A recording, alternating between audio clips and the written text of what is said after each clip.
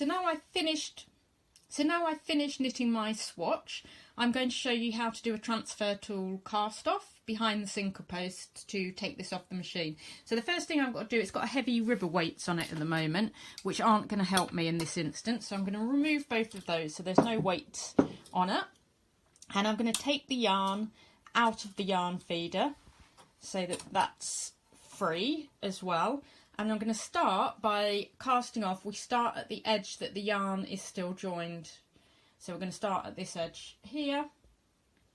And what I'm going to do is with my left hand, I'm going to hold the yarn so that it takes this tension. This is coming from the tension mast.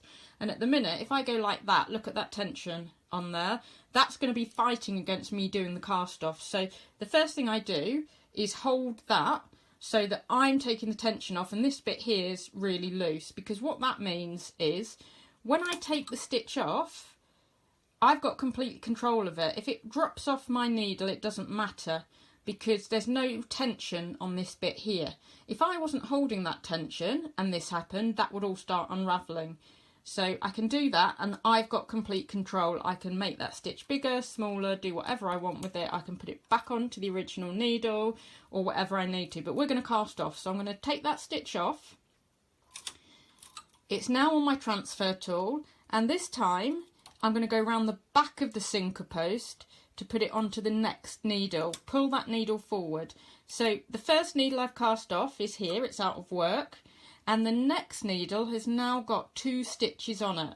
And what I'm going to do is I'm going to wrap the yarn into the hook of the needle, and as I then push that needle back, the latch will close and it will go through those 2 stitches. It will knit those 2 stitches off, and there's now 1 stitch left on my needle.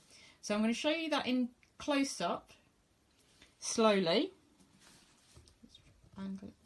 So I've now got 1 stitch on this outer needle. So I put my transfer tool, one-ended transfer tool, onto the hook of the needle, pull it forward, and that stitch now is behind the latch. So if I now push back, that stitch is now on my transfer tool, and I take it round the back of the sinker post, put my hook onto the next needle, pull that forward. I've now got 2 stitches back here, and if I wrap my yarn into the hook, pull it back, the latch closes and knits those 2 stitches off, and then I just carry on doing that all the way around across. Now the reason I'm going behind the sinker post is sometimes your instruction manual won't mention that. It will give you all these instructions, but it will have you bringing it along the front, and the problem with doing it that way is that you will get a very tight edge and it won't necessarily be uniform.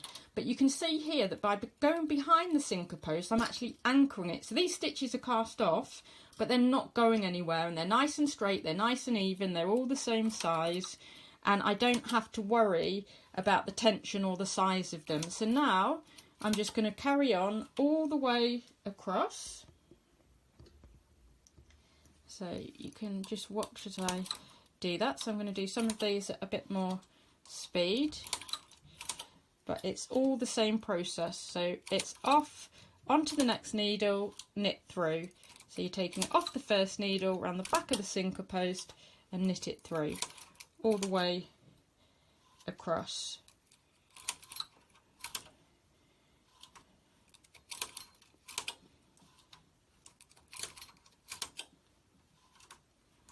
And I'm going to carry on doing that until I get right to the end, and then when I get to the very last stitch, all I will need to do is cut my end of yarn and pull it through the final stitch to tie it off. So let's just show you that.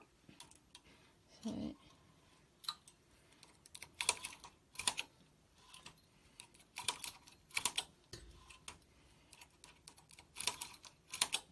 there we go, that's the last stitch. So then I can just cut my end, leaving a couple of inches on it. And then I take this stitch forward,